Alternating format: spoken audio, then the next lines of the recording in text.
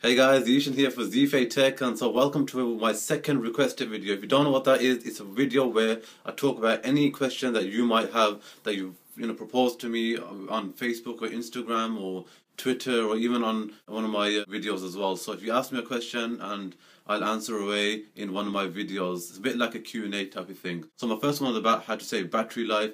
This one is about how to save your memory in your phones, your iPhones, your iPads, or any other especially mobile device as well.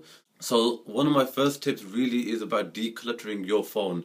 I did that especially with my HTC Desire, which had only 8 gigs of memory, and really, if you have like a lot of music files, a lot of maybe movies or something like that, or even a lot of apps that you don't use, because the thing is, some people don't realize this, is that an app, for example, when you update it, it takes up more memory, and if the more you use it, it takes up even more memory, because if you're playing a game, for example, the more you play it, the more your scores are obviously being accumulated to the next round, to the next round, and to the next round.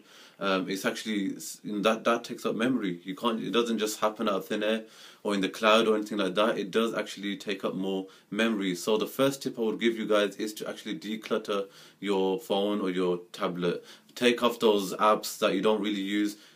Get rid of the music or anything like that that you don't listen to. I'm sure if you've got people out there have thousands and thousands of songs, but who listens to 1,000 songs? You probably listen to 10 songs or 20 songs at that point in time of your life or whatever. So basically, get rid of all the things that you don't use, don't need, that really just is dead weight basically in your phone, slowing it down and taking up all that valuable memory. So the second tip or second advice I could give you that I use as well is the cloud services. Cloud services is becoming huge right now.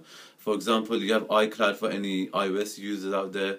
I obviously use that because I have obviously Apple products, the Mac, as you can see, iPads, iPhones, and how it just syncs to everything. So it's really easy for me. You get 5 gigs of storage free with any of your accounts. Well, normally you have one account, so you only have actually 5 gigs already for free, which isn't a lot, to be honest with you, but it can help as well if you're backing up your storage with that.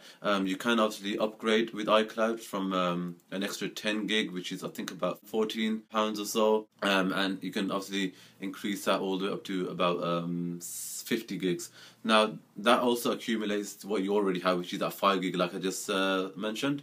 So if you want to get the top upgrade, which is 50 gigs of extra storage, then that's going to be a total of 55 gigabytes, and I think there's 20 if you go the next one down, and then the last one, which is 10 gigs, and that is excluding the actual 5 gigs of free storage you already get. And then you have other things like Dropbox. Dropbox I used a lot with my friends when I was at university, which was just a few months ago. I've finished now, but when I was there studying, I actually used Dropbox a lot. It's a great way to share. Everybody uses it. I think they've got like over 100 million people using Dropbox. It's really easy, a lot of cool features, and it's really easy to actually share with other people. You can actually have an account where you're sharing it. You just email somebody the link, and they just click on that link and can go and edit that work as well. So if you're doing a group project, it's fantastic for that. So things like that. And again, also actually with Dropbox, just before I finish with the cloud services segment of this video, you can actually gain more. Actually, you get 2 gigabytes, I believe it is already, about 2 gigabytes storage free. But if you actually share it with somebody or invite somebody to actually make an account, you get 500 megabytes of free storage, and the more people you actually invite, the more storage you get. So if you invite 2 people, you get a gig free, and that can go up to about 15 or 16 gigabytes. You can't keep doing until you got 100. It's only 16 gigabytes where it's capped off, so you can do stuff like that. So definitely look into cloud storages as well.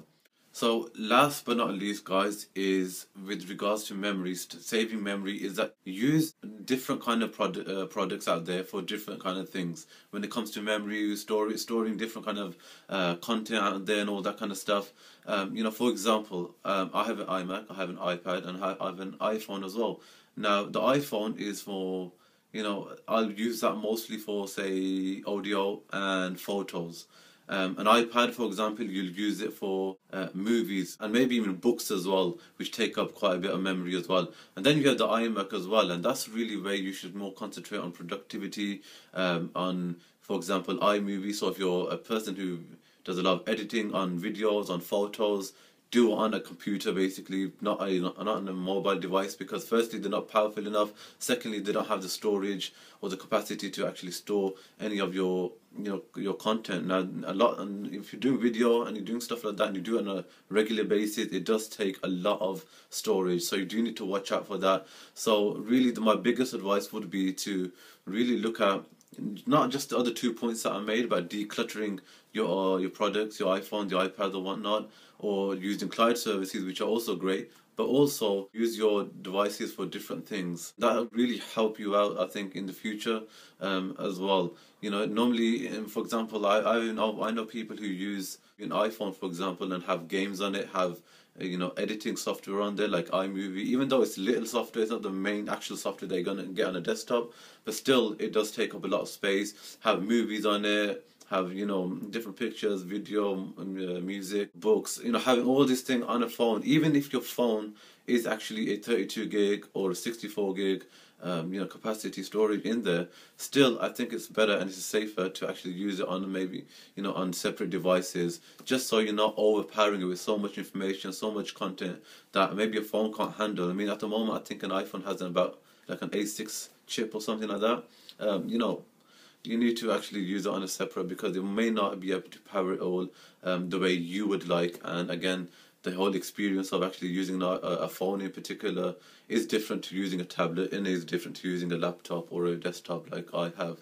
So basically, guys, these are my 3 tips with regards to saving your memory on your phone, on your phones, on your tablets, and anywhere else really that you have with regards to mobile devices. So I hope you guys enjoyed it. This is my requested video. Give it a thumbs up. Please subscribe down below. And also I have a giveaway which ends this Friday from when this video goes out, and I hope you enter it and enjoy the free gifts that I'm giving. I'm also teaming up with a good friend of mine, TJ from Mac Advisor UK.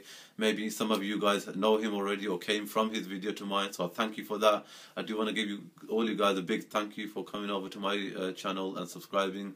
I do make similar videos to TJ, so hopefully you'll enjoy those, as well as the giveaways that will come obviously this Friday as well as in the future as well. So hope you guys do stay with me and enjoy my videos. And like again, guys, if you do have a request of a video, make a comment down below, or go and hit me on Instagram or Twitter or Facebook as Zeeshan Tech. The links will be down below. Links will be down for everything actually. So hope you guys enjoy it, and I'll see you in a next video very soon.